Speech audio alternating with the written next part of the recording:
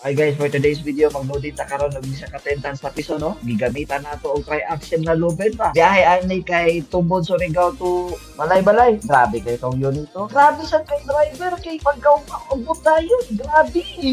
Basig na aday mo ilaing requirements diha naga-tracking po ta og 6-wheeler o 10-wheeler wing van drop side. Naasad ta self-loading for towing or low bed for heavier equipment units. Napod ta boom trucks ranging from 3-tonner up until 10-tonner boom. Naasad ta 12-tonner crane and up until 200-tonner crane. Rough terrain or crawler crane. Pati hydraulic hammer naapod ta. Forklift 3-tonner, 5-tonner o 12-tonner naapod ta. Manlift naapod ta. Nagabaligi apod ta genset from 25 kVA to 1500 kVA depende sa inyong requirement. Nagaparenta sa ta genset pero depende sa availability. Salamat. God bless.